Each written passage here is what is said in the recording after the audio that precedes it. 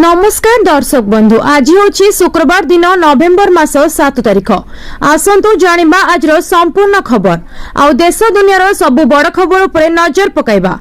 ता पूर्व चैनल ले नुआ आसीथिले चैनल को सब्सक्राइब करी पाखरे आसुथिबा बेल आइकन को ऑन करी रखंतु। तबे आसतु आज गुरुत्वपूर्ण खबर गुड़िक उपरे नजर पकाइबा। आज प्रथम खबर रही राज्य में पहली शीत। गत 3 दिन मध्य राज्य में विभिन्न स्थान में तापमात्रा प्राय 5 डिग्री ह्रास। राज्य में पहली शीत गत 3 दिन मध्य राज्य में विभिन्न स्थान में तापमात्रा प्राय 5 डिग्री ह्रास होइछि। गत 24 घंटा मध्य अनेक स्थान में पारद प्राय 3 डिग्री कमिछि। एकाधिक स्थान में तापमात्रा 15 डिग्री तलकू खसी। 12.5 डिग्री सह फुलबाणी राज्यर सबुठु ठंडा सहर पलटिछि। एहा सह राज्यर किछि किछि अंचल रे घन कुहुडी मध्य देखादेबो। कोरापुट रे घन कुहुडी देखा जाइतिबा बेले राउरकेला रे हालुका कुहुडी देखिबाकू मिलिछि। पश्चिम झड़ प्रभाव रे राज्य को उत्तर पश्चिम दिगरु प्रवेश करुथिबा शुष्क वायु प्रभाव रे राति तापमात्रा रे आहुरी ह्रास घटिथिबा संभावना रहिछि। आसंता 2 दिन मध्य राज्य रे अधिकांश अंचल रे आहुरी 2 रु 4 डिग्री तापमात्रा ह्रास हेबार संभावना रहिछि। राज्यर 28 स्थान रे राति तापमात्रा खसी और आग को आहुरी खसिबो। आसंता 10 तारिख पर्यंत अर्थात 1 सप्ताह जाए राज्य में पाग सुखिला रहिबो बोली पाणीपाग विभाग पूर्वानुमान करिछि। पाणीपाग विज्ञान केन्द्र पूर्वानुमान अनुसार आसंता 2 दिन रे रातिर तापमात्रा 2 रु 3 डिग्री कमिबो। परवर्ती खबर रही राज्य में बढ़िला कोविड मामला। जनसाधारण को परामर्श। ओडिशा रे कोविड मामला पुणी वृद्धि पाइछि एवं नुआ 3टी मामला चिन्हट हेबा परे राज्य रे सक्रिय पॉजिटिव मामला संख्या 15 को वृद्धि पाइछि बोली जनसंख्या निर्देशक डॉक्टर नीलकंठ मिश्र सूचना दैछंती।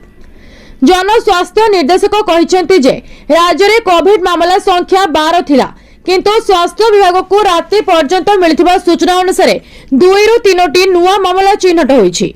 जन स्वास्थ्य निर्देशक जनसाधारण को संक्रमण रोकिबा पई मानक सतर्कता अवलंबन करने को अपील कराइछंती।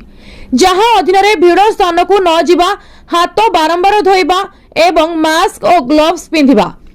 तेबे नीलकंठ मिश्र दृढ़तार सह कहिसेंती जे अन्य राज्य गुड़िक तुलन में ओडिशा रे परिस्थिति नियंत्रणाधीन अछि एवं जिला गुड़िक आवश्यकता अनुसार कोविड टेस्टिंग किट उपलब्ध करा जायछि। जदियो भाइरस परीक्षण पई RTPCR reverse transcription polymerase chain reaction परीक्षार सुविधा रही। गुरुतर श्वासक्रिया रोगी अधिकांश नमूना किट माध्यम परीक्षा करा जाउछि, जहार दायित्व जिला मुख्य चिकित्सा अधिकारी सीडीएमओ मानक ऊपर रही। नीलकंठ मिश्र आहुरी कहिसेंती जे ओडिशा पई पर्याप्त संख्यक कोविड टेस्टिंग किट मिली सारिछि। परवर्ती खबर रही आहुरी तलकू खसिबो सुनार मूल्य। जानतु आज केते टंकारे बिक्री होउछि 24 कैरेट सुना। बुधवार नवेम्बर 5 तारिख रे देश रे 24 कैरेट 22 कैरेट एवं 18 कैरेट सुनार मूल्य बड़ ह्रास घटिछि। सुनार मूल्य रे हठात ह्रास निवेशकों मध्य रे आशा सृष्टि करिछि जे 24 कैरेट सुना खूब शीघ्र 1,02,000 टंका तलकू खसी पारे। आज सुनार मूल्य केते?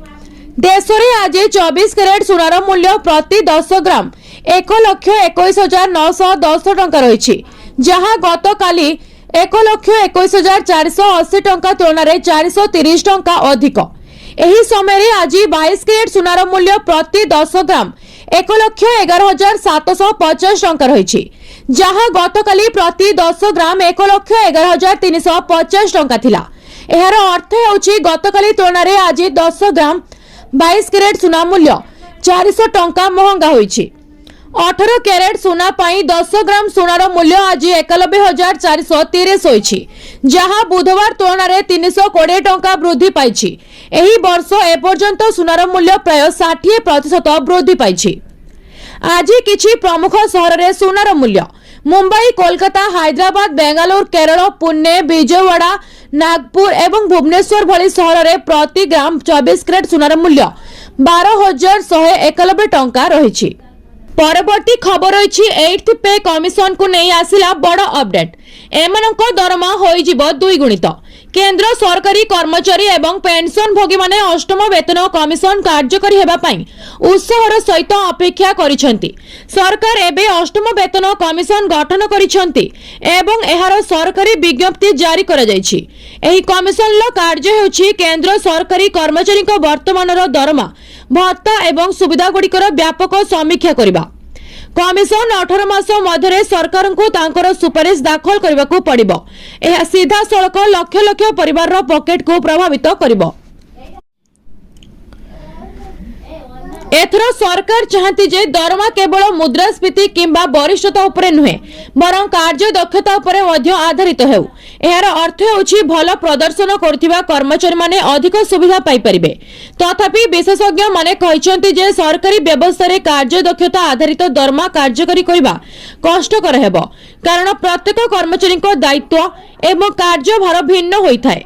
सरकार एक प्रोत्साहन योजना प्रणयन करिपारंती जहा वार्षिक कार्यदक्षता उपरे आधारित अतिरिक्त बोनस किंबा सुविधा प्रदान करिथाय। तथापि समस्तक पई मौलिक दरमा गठन समान रहिबो। परवर्ती खबर अछि कृषक मानक पई खुशी खबर। आसिला तारीख एही दिन मिलिबो पीएम किसान टंका। कृषकक पई खुशी खबर। केंद्र सरकारक द्वारा कृषकक आर्थिक सहायता पई लागू प्रधानमंत्री किसान सम्मान योजना बा पीएम किसान योजना 21तम किस्ती जल्दी ही कृषकों अकाउंट को जीवो। एही योजना अंतर्गत वर्ष को कृषकों खाता को 6000 टंकार आर्थिक सहायता दिया जाय थाए। वर्तमान सुधा कृषकों को 20तम किस्ती प्रदान करा जायथिबा बेले आगामी दिन में 21तम किस्ती मिलिबो। तेबे खबर मुताबक नवेम्बर मासर प्रथम सप्ताह रे पीएम किसान योजनार परवर्ती किस्ती टंका कृषकों अकाउंट को जीवो, किंतु एने कोनोसी सरकारी सूचना बा विज्ञप्ति प्रकाश पाई नाही। गत अगस्त 2 तारिख रे पीएम किसान लो 20तम किस्ती प्रदान करा जायथिला। प्रधानमंत्री नरेंद्र मोदी वाराणसी रु 9.71 कोटी किसान को डीबीटी माध्यम रे 20,500 कोटी रु अधिक टंका प्रदान करथिले। तेबे कहि रखुछु जे केंद्र सरकार 3टी राज्यर चाषी मानकु पूर्वरु 21तम किस्ती पठाई सारिछंती। 2025 सेप्टेम्बर 26 तारिख रे सरकार बन्या एवं भूस्खलन द्वारा प्रभावित हिमाचल प्रदेश, पंजाब एवं उत्तराखंड चाषी 21तम किस्ती प्रदान करथिले। परवर्ती खबर अछि धान एमएसपी क्विंटाल पिछा 69 टंका वृद्धि। राज्यर कृषकों हित को दृष्टि रखी राज्य सरकार पक्षर नवेम्बर पहला रे एक गुरुत्वपूर्ण निष्पत्ति निया जायछि। खरीफ ऋतु लगी क्विंटाल पिछा धानर सर्वनिम्न सहायक मूल्य बाबद को अतिरिक्त 69 टंका वृद्धि करिसेंती। वर्धित एमएसपी अनुଯାयी यानी चाषी को क्विंटाल पिछा 2300 बदल रे 2369 टंका साधारण धान बाबद को मिलिबो। एहा बाद राज्य सरकार को इनपुट सब्सिडी मिसिबा परे धान क्विंटाल पिछा 3100 बदल रे 3169 टंका हेबो। एने राज्य सरकार को खाद्य जोगाण और खाउटी कल्याण विभाग पक्षरु नवेम्बर पहला रे विज्ञप्ति नामा जारी होईछि। विज्ञप्ति रे विभागीय प्रमुख सचिव संजय कुमार सिंह दर्शाइछंती साधारण धान क्विंटाल पिछा खरीफ लगी 2369 टंका धार्य करा जायथिबा बेले ग्रेड ए धान क्विंटाल पिछा 2389 टंका रही। तेबे एथिरे राज्य सरकार को इनपुट सब्सिडी 800 टंका मिसिबा परे ग्रेड ए धान क्विंटाल पिछा चाषी 3189 टंका पाइबे। बटी खबर अछि समस्तंक पई खुशी खबर। एही दिन मिलिबो सुभद्रा टंका। महिला माननकु मिलिबो 15,000 टंका। आसिला बड़ खबर 9 अगस्त रे सुभद्रा किस्ती जहार आसेनी बेले तांकु पुणी एही दिन 15,000 टंका आसीबो। सुभद्रा योजना को नहीं आसिला बड़ अपडेट। खूब शीघ्र मिलिबाकु जाउछि सुभद्रा तृतीय किस्ती 15,000 टंका। जो माने एपर्यंत पाई नाहंती तांकु एथरो पुणी मिलिबो 15,000 टंका। 2,22,000 रु अधिक नुआ हिताधिकारी को 9 तारिख मिलिथिला सुभद्रा टंका 5,000 एवं जो माने द्वितीय किस्ती पाई नथिले सेमानकु 10,000 एकाथरे मिलिथिला। सेही दिन 200 कोटी टंका बांटिथिले मुख्यमंत्री मोहन माझी। एकाथरे दुईटी किस्ती रे 10,000 टंका पाइथिले महिला उपमुख्यमंत्री परिडा। एही अवसर रे कहिथिले जे महिला सशक्त हेले व्यवस्था सुदृढ़ हेले देशर विकास हेबो बोली। एही षष्ठ पर्यायर जो महिला माने मार्च 31 सुधा आवेदन करथिले एवं योग्य विवेचित होइथिले सेमाने एही आर्थिक सहायता पाइथिले जहा एमानकर आर्थिक कारोबार को सहयोग करिवो। जो माने वर्तमान सुधा भी सुभद्रा योजना रु टंका न पाई एबे भी वंचित अछंती सेमानकु आसंता 25 रे एकाथरे 3टी किस्तीर 15,000 टंका मिलिबो।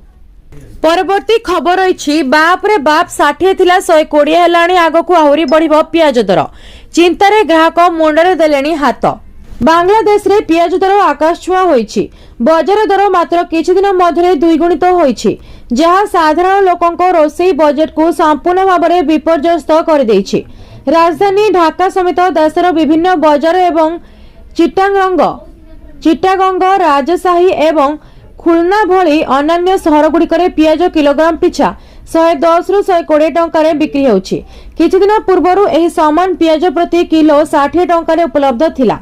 खुचरा दोकानी माने कहिसंती जे सेमाने पाइकारी बजाररु अधिक मूल्य पाउछंती, तेणु सेमाने अधिक मूल्य रे बिक्री करबाकू बाध्य हेउछंती। आसंतो जानिबा एही आकाश छुआ पियाज दर पछरे कारण कोन। भारतरु पियाज आसबा बंद। बीबीसी बंगलार एक रिपोर्ट अनुसार घरोई पियाज स्टॉक ह्रास पाइबाकू बसिछि एवं भारतरु आमदानी बंद हो जाइछि। भारत सरकार घरोई मूल्य नियंत्रण करबा पई पियाज रप्तानी उपरे रोक लगाइथिले, जहार सीधा सड़क प्रभाव बांग्लादेश बजार उपरे पड़िथिला।